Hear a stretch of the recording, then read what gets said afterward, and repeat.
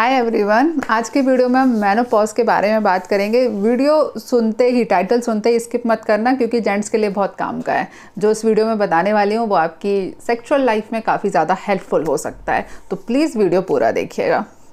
चलिए, पहले मेनोपॉज है क्या। मेनोपॉज का मतलब होता है, मैनो मतलब मेंस्ट्रुएशन और पॉज मतलब रुक जाना, बंद हो जाना। स्त्रियों में 11-12 साल की एज से पीरियड साइकिल स्टार्ट होते हैं और उसके बाद 45 साल से लेकर 55 साल की एज में यह अपने आप धीरे धीरे बंद होना चालू हो जाता है। पीरियड साइकिल बंद होना चालू हो जाता है। कई बार यहाँ पर थोड़ा सा इरेगुलर हो सकता है, कई बार 6 महीने 7 महीने में एक बार पीरियड आते हैं और फिर धीरे धीरे बंद हो जाते हैं। डेफिनेशन इसकी यह है कि लगातार 12 महीनों तक यदि किसी भी फीमेल का पीरियड नहीं आता है, ठीक है, 45 साल से लेकर 55 साल तक की उम्र के बीच में 12 महीने यानी कि 1 साल तक लगातार किसी फीमेल का पीरियड नहीं आता है, तो उसे मेनोपॉज कहा जाता है। यदि उसके बाद में उसको दोबारा ब्लीडिंग स्टार्ट होगी तो उसको पोस्ट मेनोपॉजल ब्लीडिंग कहा जाएगा। मतलब उसका मेनोपॉज हो चुका है और उसके बाद में यदि कुछ होता है तो उसको एज ए डिसीज ट्रीट किया जाएगा, वो नॉर्मल पीरियड नहीं काउंट होगा। ठीक है। एज फैक्टर इसलिए ज़्यादा ज़रूरी है क्योंकि कई बार क्या होता है कि बहुत सारी हेल्थ इशू के कारण कम उम्र में भी 30 साल में 35 साल में भी लड़कियों को या महिलाओं को मेनोपॉज हो सकता है। यदि उस कंडीशन में हो रहा है, यदि आपकी उम्र 45 साल से नीचे है और फिर आपको मेनोपॉज डेवलप हो रहा है, तो आपको बहुत सारे अपने बॉडी के चेकअप करवाने चाहिए। बहुत सारे हेल्थ इशू होते हैं जिसकी वजह से आपको अर्ली मेनोपॉज हो सकता है। अब यहाँ मैं आपको एक इंटरेस्टिंग बात बता रही हूँ कि किसी भी फीमेल का मेनोपॉज कब होगा, ठीक है, किसी भी फीमेल का मेनोपॉज कब आएगा, यह बात उसके जन्म के साथ में ही डिसाइड हो जाती है। जैसे लोग जन्म के समय लड़कियों की कुंडली बना देते हैं और हमारी सोसाइटी में जन्म होते ही लड़कियों का फ्यूचर डिसाइड कर दिया जाता है कि भाई इसकी तो इस उम्र में शादी होगी, इस उम्र में इतने बच्चे होंगे और यहाँ शादी होगी। जिस प्रकार से हमारी सोसाइटी ये सब डिसाइड कर देती है, उसी प्रकार से तो नहीं बोलना चाहिए, मतलब वो नेगेटिवली सेंस में है। ये हमारी बॉडी का एक फिनोमेना है कि सारी फीमेल्स का जो उसको मेनोपॉज कब होगा, ये उसके जन्म के साथ में डिसाइड होता है। क्यों डिसाइड होता है वो मैं आपको बता देती हूँ। क्योंकि फीमेल के अंदर जो अंडे बनते हैं, अंडे दैट मीन ओवरी से जो फॉलिकल्स बनते हैं, ये जो फॉलिकल्स कितने बने हुए हैं ये तब बन जाते हैं जब वो बच्ची खुद अपनी माँ के पेट में होती है। ठीक है। फॉर एग्जाम्पल, अपना ही एग्जाम्पल मैं देती हूँ। मेरी खुद की ओवरी में अभी कितने फॉलिकल्स होंगे, 100 हैं, 50 हैं, 500 हैं, कितने हैं, ये तब डिसाइड हो गया था जब मैं अपनी माँ के पेट में थी। क्योंकि इनका जो फॉर्मेशन तभी होता है जब बच्चियाँ माँ के पेट में होती हैं। तो जितने फॉलिकल्स बन गए हैं उतने ही पीरियड आएंगे। ठीक है। तो उतने पीरियड आएंगे तो उस हिसाब से डिसाइडेड है कि कितने आने, किस एज में उसका मेनोपॉज होगा। ठीक है। ना ही उससे ज़्यादा एक बन सकते हैं, ना ही उससे ज़्यादा कम हो सकते हैं। यदि उससे पहले मेनोपॉज हो रहा है तो फिर इसका मतलब है कि उसमें अलग अलग प्रकार के हेल्थ इशू हैं, जिसकी वजह से जो फॉलिकल्स हैं वो मैच्योर नहीं हो पा रहे। लेकिन जो उसकी आइडियल एज है ये ऑलरेडी डिसाइडेड होती है। ये फैक्टर इसलिए बता रही हूँ क्योंकि ऐसा बिल्कुल नहीं है कि आपकी बहन, कई बार जो फीमेल्स होती हैं वो आपस में डिस्कशन करती हैं कि यार हमारी दीदी थी या हमारी भाभी हैं, उनका पीरियड तो 55 साल में गया था, हमारा पीरियड 40 साल में ही चला गया या 45 साल में ही चला गया, तो हमको कुछ प्रॉब्लम है। ऐसा कुछ नहीं है। ये हर फीमेल का ऑलरेडी डिसाइडेड होता है किस एज में जाएगा। इसका आपके जीन से, आपकी फैमिली के साथ में, आप कौन से देश को बिलोंग करते हो, कौन से क्षेत्र में रहते हो, आपकी ओबेसिटी है, आप मोटे हो पतले हो, आपकी हाइट क्या है, इन सारी चीज़ों से कोई फर्क नहीं पड़ता। ठीक है। ये ध्यान रखना, ये बिल्कुल डिसाइडेड होता है। किन चीज़ों से फर्क पड़ सकता है वो भी मैं आपको बता देती हूँ। हार्मोनल प्रॉब्लम, यदि आपको थायराइड प्रॉब्लम है तो आपकी जो फॉलिकल्स हैं वो मैच्योर नहीं होंगे, तो हो सकता है आपको जल्दी ही प्री मेनोपॉजल सिम्टम आने लगे, मतलब जल्दी आपका मेनोपॉज हो जाए। डायबिटिक पेशेंट के साथ ऐसा होता है कि उनको मेनोपॉज जल्दी आ जाता है। हीमोग्लोबिन कम है, यदि ब्लड सर्कुलेशन ही प्रॉपर नहीं हो पा रहा है, हीमोग्लोबिन काउंट कम है बॉडी में, प्लेटलेट्स काउंट सही नहीं है, उसकी वजह से भी आपका ये पीरियड साइकिल गड़बड़ हो सकता है और आपको जल्दी मेनोपॉज हो जाए। लेकिन ये सारी हेल्थ इशू की कंडीशन में आएंगे जिनका आपको ट्रीटमेंट लेना पड़ेगा। जैसे ही आप ट्रीटमेंट लोगे, जैसे ही आपकी बॉडी हेल्दी हो जाएगी, वापस आपको पीरियड स्टार्ट हो जाएगा। ठीक है। इतनी ये नॉलेज है जो मेनोपॉज से रिलेटेड आप लोगों को समझनी चाहिए। अब आते हैं काम की बात पे, वो है प्री मेनोपॉजल सिम्टम। फीमेल्स के साथ क्या होता है, जैसे ही वो मेनोपॉज के पास में आने लगती हैं, जैसे ही उनकी एज 40 साल से ऊपर हो जाती है। आजकल के समय पर तो 35 में ही सिम्टम्स आने लगे हैं लोगों को, क्योंकि इतना ज़्यादा टेंशन है, इतनी ज़्यादा प्रॉब्लम है कि 35 साल में ही एजिंग दिखाई देने लगती है। तो कई बार 35 के बाद या आइडियली 40 के बाद में जैसे ही फीमेल्स के अंदर हार्मोनल प्रॉब्लम होने लगती है, हार्मोन थोड़ी सी कभी डेफिशिएंसी में, कभी ज़्यादा हो जाते हैं, कभी कम हो जाते हैं, कभी ज़्यादा हो जाते हैं, तो उसकी वजह से बॉडी में काफ़ी ज़्यादा चेंजेस आते हैं। ठीक है, काफ़ी ज़्यादा चेंजेस आने लगते हैं। सबसे इम्पॉर्टेंट चेंजेस होता है मूड स्विंग का होना, जो कि बहुत परेशान करता है। यहाँ मैं बहुत इंटरेस्टिंग बात बताने वाली हूँ।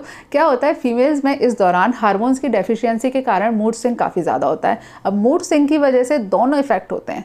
कई बार सेक्सुअल डिज़ायर ज़्यादा हो जाती है हार्मोन्स के कारण, क्योंकि हार्मोन्स ज़्यादा जा रहे हैं तो ब्लड सर्कुलेशन ज़्यादा हो रहा है, ज़्यादा ग्रोथ हो रही है, और वेजाइना यूट्रस में अलग प्रकार का एक सेंसेशन जा रहा है, जिसकी वजह से फीमेल्स को सेक्स करने की इच्छा हो रही है। और उस दौरान कई बार मेल पार्टनर की सेक्स करने की इच्छा नहीं है, या फिर कैपेसिटी नहीं है, या फिर कुछ भी अवेलेबिलिटी नहीं है। बहुत सारे रीज़न हो सकते हैं, कपल्स के बीच में अलग अलग इशू हो जाते हैं। तो इस प्रॉब्लम की वजह से कई बार मेंटल टेंशन डेवलप हो जाती है कपल्स के बीच में।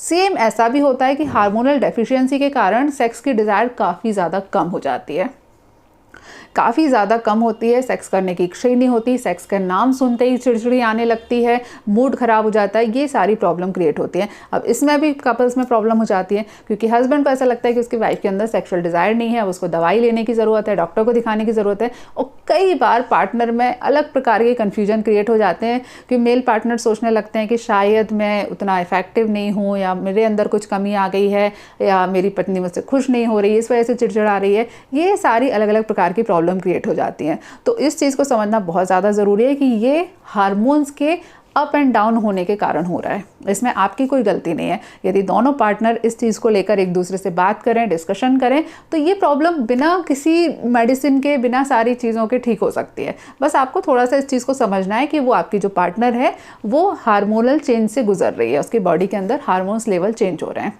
ठीक है, ये एक इंपॉर्टेंट चीज़ थी जो आपको समझानी थी। इसके अलावा इस एज में जैसे ही प्री मेनोपॉजल सिम्टम्स आते हैं, बहुत सारे फिजियोलॉजिकल चेंज आएंगे। फिजियोलॉजिकल चेंज में क्या होता है, बालों का पतले हो जाना, बालों का झड़ना ज़्यादा कंपैरिजन में, है ना। आपको ऐसा लगेगा कि बाल थोड़े से ज़्यादा पतले हो रहे हैं, बाल थोड़े से ज़्यादा झड़ने लगे हैं। फिर मूड स्विंग तो रहेगा ही रहेगा, उसके साथ से स्किन के ऊपर इफेक्ट पड़ता है। बॉडी के अंदर जैसे ही एस्ट्रोजन हार्मोन की कमी हो जाती है, जो स्किन होती है उसकी इलास्टिसिटी होती है वो कम होने लगती है, यानी कि रिंकल पड़ने लगते हैं। आपको अपनी स्किन ऐसे लगेगी कि पहले के मुकाबले ज़्यादा डल हो गई है, कमज़ोर हो गई है। इस प्रकार से सिम्टम्स आते हैं। हड्डियों का दर्द होना, ऑस्टियोपोरोसिस का डेवलप होना, ऑस्टियोपीनिया का डेवलप होना, यानी कि टोटल मिला के हड्डियों का कमज़ोर हो जाना, इस प्रकार के सिम्टम्स आ सकते हैं। तो ये सारी चीज़ें किसकी वजह से हो रही है, क्योंकि बॉडी के अंदर हार्मोनल डेफिशिएंसी है, या फिर बॉडी के अंदर हार्मोन्स जो हैं वो एबनॉर्मल अमाउंट में है, कभी ज़्यादा कभी कम। तो ये सारी प्रॉब्लम उसकी वजह से डेवलप हो रही है। अब आप इसको ठीक कैसे करोगे, क्योंकि प्रॉब्लम तो आपने सुन ली, लेकिन ठीक भी तो करना है।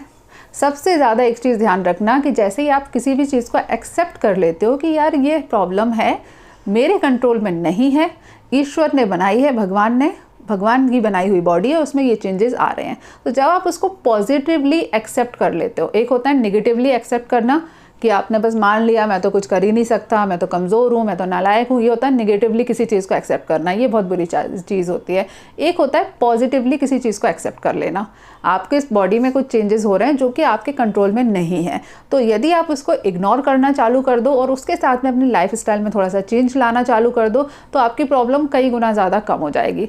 लाइफ स्टाइल में चेंज क्या लाना है, हार्मोन्स के बारे में कई बार मैं आपको बता चुकी हूँ। हार्मोनल डेफिशिएंसी और हार्मोन्स का एबनॉर्मल हो जाना, इससे रिलेटेड मैंने वीडियो भी बनाया है, उसकी लिंक मैं स्पेशली डिस्क्रिप्शन में दे दूँगी, तो वो जाकर आप देख लेना, तो सारे कॉन्सेप्ट क्लियर हो जाएंगे। यदि बॉडी के अंदर हार्मोन्स की प्रॉब्लम आ रही है तो आपको रेगुलर एक्सरसाइज के ऊपर ध्यान देना है। 35 क्रॉस हो जाने के बाद में फीमेल्स को रेगुलर एक्सरसाइज करनी ही चाहिए। और बहुत बड़ी दिक्कत है कि फीमेल्स इस एज में आके अपने बच्चों में, अपने हस्बैंड, घर परिवार, गृहस्थी में इतनी ज़्यादा बिजी हो जाती हैं कि अपनी हेल्थ के बारे में सोचना बंद कर देती हैं। 35 के बाद में आपको रेगुलर एक्सरसाइज करनी चाहिए। कुछ भी हो जाए, हफ्ते में कम से कम 4 या 5 दिन आपको एक्सरसाइज करनी चाहिए। 35 की एज के बाद में मेडिटेशन को अपनी हैबिट में डालना बहुत ज़्यादा ज़रूरी है। मेडिटेशन करिए, अपना स्ट्रेस मैनेजमेंट करिए, अपनी लाइफ स्टाइल को थोड़ा सा मेंटेन करिए। कपल्स का थोड़ा सा रोमांटिक होना बहुत ज़रूरी है।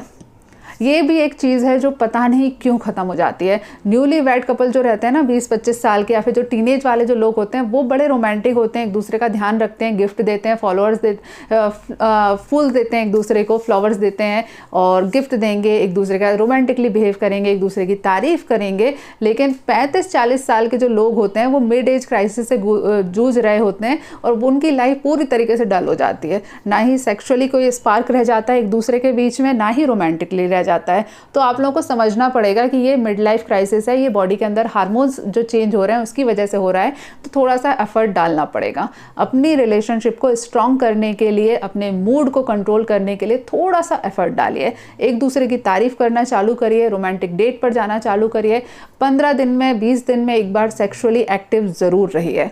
इनएक्टिव यदि आप पूरी तरीके से हो जाओगे तो प्रॉब्लम क्रिएट होगी। यदि आप रोज़ सेक्सुअली एक्टिव हो तो भी प्रॉब्लम क्रिएट होगी। यदि 15-20 दिन तक भी सेक्स नहीं करते हो तो भी प्रॉब्लम होगी। तो इस चीज़ को ध्यान रखो कि ये जो बॉडी के अंदर हार्मोन्स लेवल चेंज हो रहे हैं, इसमें सेक्स का एक इंपॉर्टेंट रोल होता है। तो आपको सेक्सुअली एक्टिव रहना बहुत ज़्यादा ज़रूरी है, ठीक है। लेकिन हाँ, उसकी जो मात्रा है वो ध्यान रखिएगा, ठीक। ये सारी चीज़ें करनी है। फिर रेगुलर डाइट लेना बहुत ज़्यादा ज़रूरी है। पर डे आपके खाने में फ्रूट्स होने ही होने चाहिए। 35 की एज के बाद जैसे ही आपको लग रहा है कि अब आपकी बॉडी में हार्मोन्स लेवल चेंज आएंगे, तो आपको अपनी डाइट के ऊपर बहुत ज़्यादा कंट्रोल करना ज़रूरी है, ठीक है। ये सारी टिप्स जो मैंने आपको बताई हैं, यदि आप इसको फॉलो करोगे तो आपकी ये जो लाइफ है और ये जो एज वाला जो हार्मोन वाला फैक्टर्स है ना, वो बहुत ही इजीली सॉल्व हो जाएगा और कुछ पता ही नहीं चलेगा। कई फीमेल्स होती हैं जिनको मेनोपॉज आ जाता है, उनको पता ही नहीं चलता कि उनको मेनोपॉज आ गया, कोई प्रॉब्लम ही क्रिएट नहीं होती है। और कुछ ऐसी होती हैं कि बिल्कुल सिर पकड़ लेती है, भैया हम क्या करें, क्या करवा दें, बच्चेदानी को ऑपरेशन करके निकाल दें क्या, इतनी ज़्यादा परेशान हो जाती हैं। तो प्लीज़ इस सारी हेल्थ कंडीशन को समझो और उसके अकॉर्डिंग थोड़ा थोड़ा सा चेंज करोगे तो ये प्रॉब्लम इजीली सॉल्व हो जाएगी। चलिए, आज के लिए इस वीडियो में इतना ही। प्लीज़ मेरा जो लर्निंग आयुर्वेद का यूट्यूब चैनल है उसको प्लीज़ फॉलो करो।